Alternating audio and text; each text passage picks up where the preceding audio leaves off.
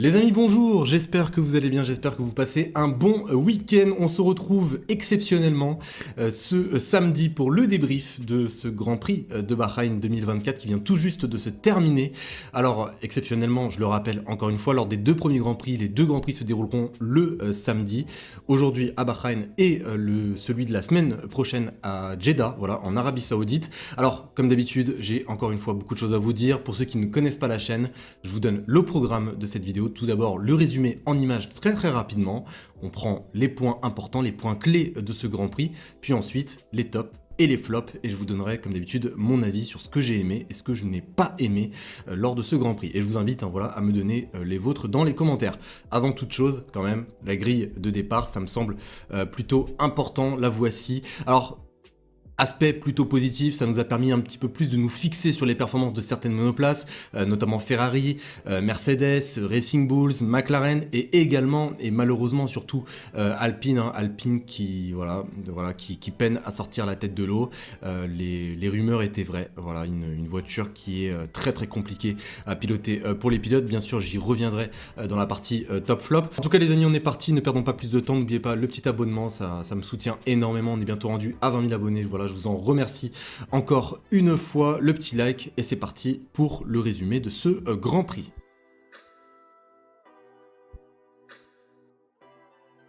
Alors on est parti pour le Grand Prix de Bahreïn 2024. Au départ, Max Verstappen conserve directement la tête devant Charles Leclerc. Charles Leclerc qui en plus avait tenté de dépasser le pilote néerlandais via l'extérieur. On peut voir à l'arrière que Lance Stroll est en tête à queue, voilà, dû à une erreur, un contact avec Nico Hülkenberg. Un tour plus tard, magnifique dépassement. On va commencer tranquillement avec les dépassements. Il y en a eu énormément aujourd'hui. George Russell va venir dépasser Charles Leclerc pour la P2. Charles Leclerc qui est en perdition, qui a un réel problème au niveau de sa monoplace. J'y reviendrai bien évidemment. Dans le même tour, on peut voir que Norris prend l'avantage sur Fernando Alonso pour passer P6. D'ailleurs, 6e tour, maintenant Piastri va imiter son coéquipier pour passer également Fernando Alonso. Un tour plus tard, cette fois-ci, c'est Perez qui passe Charles Leclerc.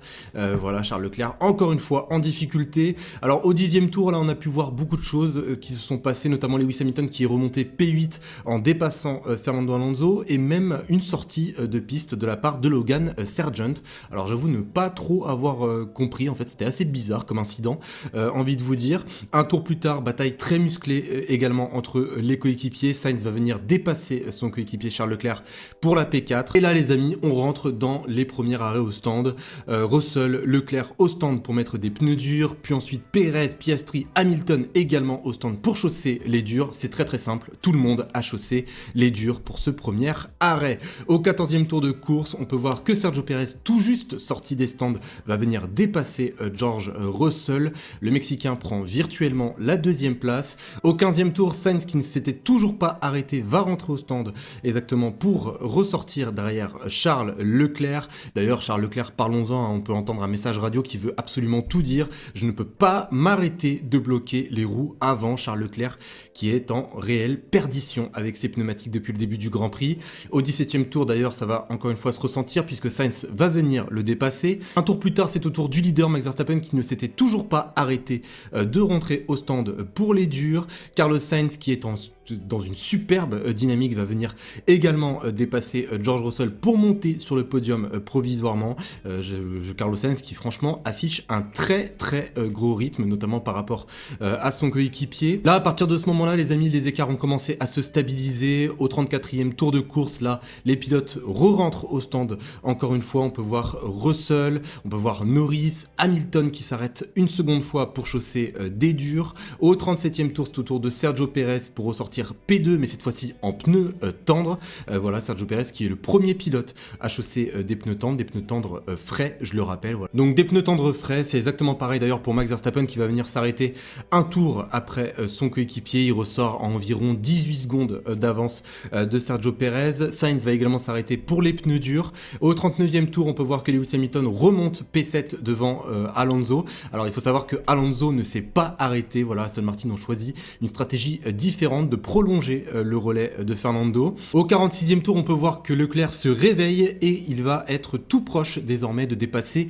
George Russell, et ça va être chose faite puisque le pilote britannique va craquer sous la pression au virage 10. Le monégasque remonte donc à la P4. On va pouvoir voir à la fin du Grand Prix une petite bataille entre les Racing Bulls et la Haas de Kevin Magnussen, mais le classement ne bougera pas. Et au bout, les amis, de ces 57 tours de course aujourd'hui, victoire de Max Verstappen pour la première course de la saison. Il est suivi par son coéquipier Sergio Perez, suivi lui-même par Carlos Sainz pour la 3e place sur le podium. Donc les amis, on est parti maintenant pour les top flops, et j'ai encore une fois beaucoup de choses à vous dire puisque ce Grand Prix, pour moi, a répondu à toutes les questions que je me posais, véritablement. Et honnêtement, il y avait déjà deux aspects qui m'intéressaient, c'était bien sûr le rythme de qualification et le rythme de course. Pour moi, et je l'ai toujours dit, même je l'ai dit il y a quelques jours de cela dans une ancienne vidéo, enfin du moins dans ma vidéo prédiction, je crois, de cette saison, je vous l'avais dit, j'avais dit que la course était quand même plus importante. Et là, le rythme de course, on a bien pu se faire un avis sur la hiérarchie globale. Déjà, Red Bull, bien sûr, ça va être le premier top, que ce soit Max Verstappen ou Sergio Perez. Max Verstappen, déjà, si je reviens sur son Grand Prix, il prend un très très bon départ, très très belle défense sur Charles Leclerc. Il s'éloigne directement dès le premier tour, puisque je le rappelle, il y a encore cette règle, enfin du moins il y a une nouvelle règle comme quoi le DRS peut être activé seulement un tour après le départ, donc il faut s'éloigner plutôt rapidement, ce qu'a tout de suite fait Max Verstappen, puisqu'il a mis directement la gomme pour mettre les 1 seconde d'écart avec Charles Leclerc. Il s'arrête au 18e tour pour des hards, il s'arrête au 38e tour pour des tendres, pas une seule fois en difficulté. À la moitié du Grand Prix, il mettait environ 1 seconde au tour à Perez et 1,5 secondes à tout le monde derrière. Donc du grand Max Verstappen. C'est assez d'ailleurs surprenant, je trouve, puisque Max Verstappen il a tendance à ne pas super bien commencer ses débuts de saison. Et là, force est de constater qu'il est déjà présent, il est déjà là, il a déjà faim. Donc ça annonce directement la couleur aux concurrents pour les prochains Grands Prix. Bien sûr, après, tout n'était pas parfait.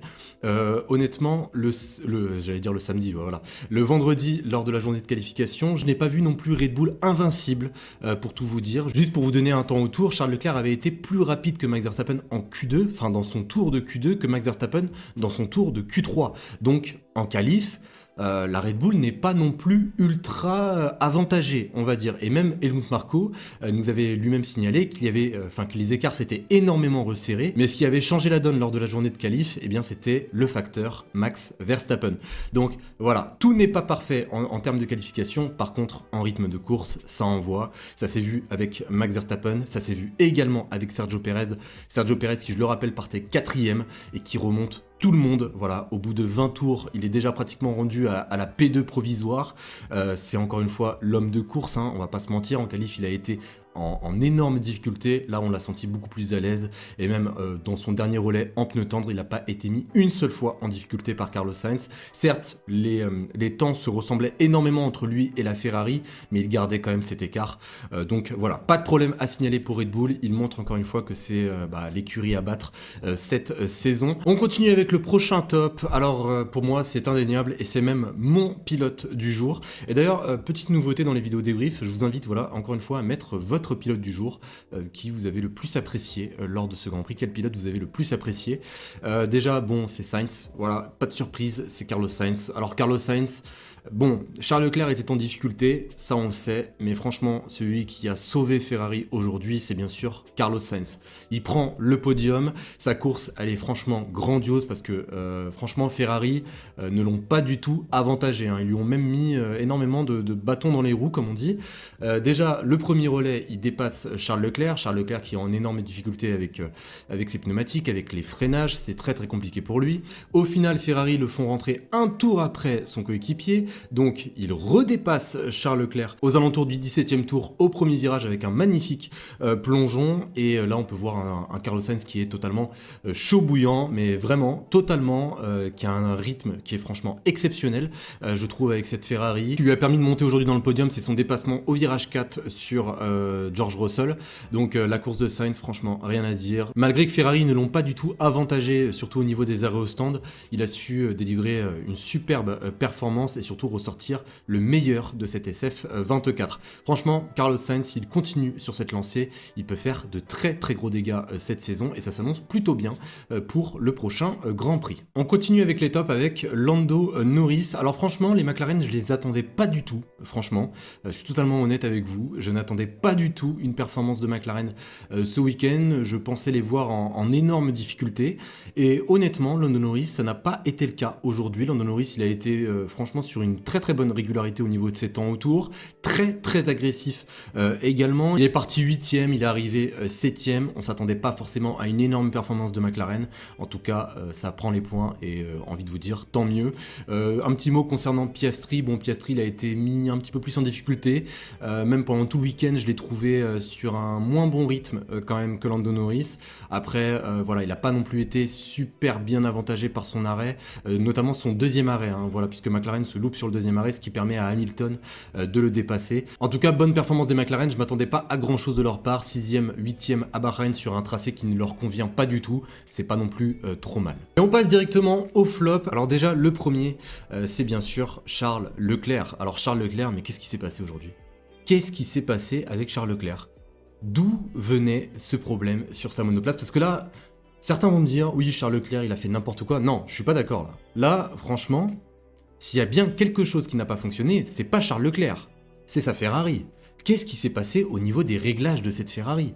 Charles Leclerc, dès les 10 premiers tours de course, il se fait dépasser par Russell, Perez et Sainz en 10 tours. Alors que le mec, le jour d'avant, il est sur le même rythme que Max Verstappen pratiquement. Donc là, j'ai vraiment pas compris ce qui s'est passé. J'ai pas envie de jeter la pierre à Charles, honnêtement. Je pense que là, c'est pas de son ressort. Véritablement, je pense que ce n'est pas du tout de sa faute. Il y a eu un énorme souci au niveau du comportement de cette monoplace. Alors, qu'est-ce qui s'est passé? Est-ce que c'est les suspensions qui sont mal réglées? Peut-être un déséquilibre dû aux suspensions? Est-ce que ce sont peut-être des réglages trop rigides sur l'avant?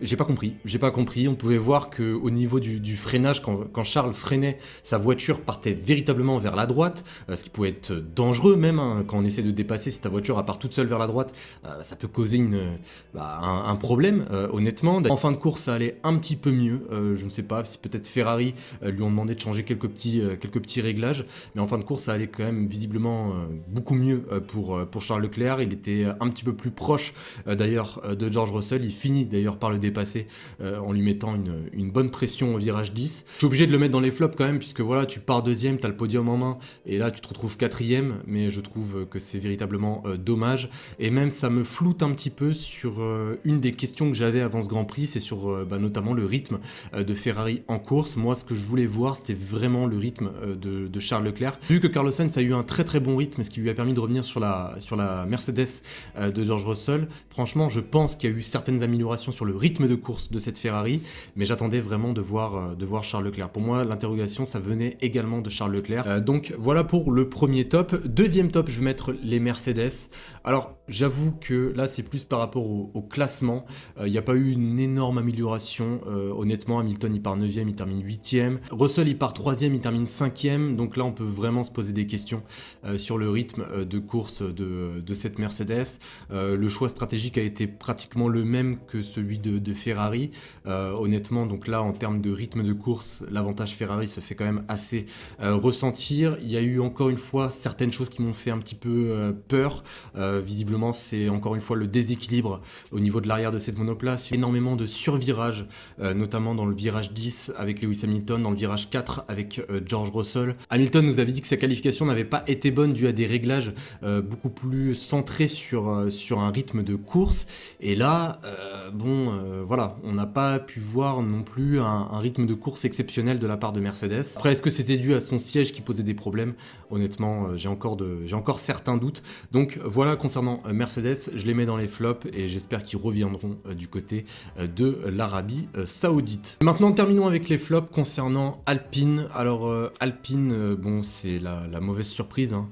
C'est la mauvaise surprise et même je vous l'avais dit dans la vidéo analyse, une monoplace qui ne fonctionne pas en termes aérodynamiques, une monoplace qui est plus lourde, on parle de 10 kg en plus.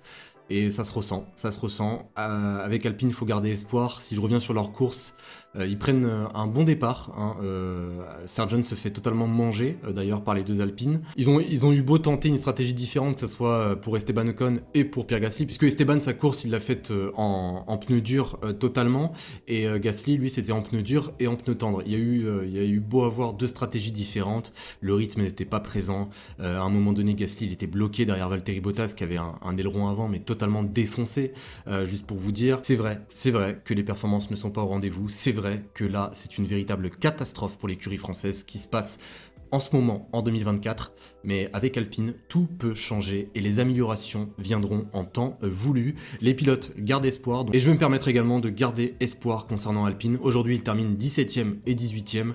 Dans, allez, peut-être 5-6 Grands Prix, il pourrait déjà y avoir des améliorations qui pourraient faire en sorte de sortir un petit peu Alpine, exactement de ce fond de grille. Et un petit mot concernant les Racing Bulls, on a pu sentir quelques petites tensions entre Yuki Tsunoda et Daniel Ricciardo en fin de Grand Prix, puisque je le rappelle, Daniel Ricciardo était sur un relais en pneus tendres. Son écurie a demandé donc à Yuki Tsunoda de le faire passer pour essayer d'aller chercher la Haas de Kevin Magnussen, ce que Daniel Ricciardo n'aura pas réussi à faire, donc c'est pas super bien passé du côté de Yuki Tsunoda. Alors je le rappelle, ces deux coéquipiers, certes, ils s'aiment beaucoup, mais là ils sont en véritable concurrence pour une potentielle place chez Red Bull la saison prochaine. Donc là j'ai trouvé ça plutôt intéressant à la fin du Grand Prix de voir un petit peu ce début de tension entre les deux coéquipiers, et je trouve que sportivement c'est plutôt agréable à regarder. En tout cas les amis, c'est déjà la fin de ce premier débrief de la saison. Vous me dites bien sûr ce que vous en pensez avec vos top flops comme d'habitude dans les commentaires. Donnez-moi vos avis, j'adore vous lire comme d'habitude. Si vous avez aimé ce débriefing, n'oubliez pas de mettre votre plus gros pouce, c'est la meilleure manière de me le faire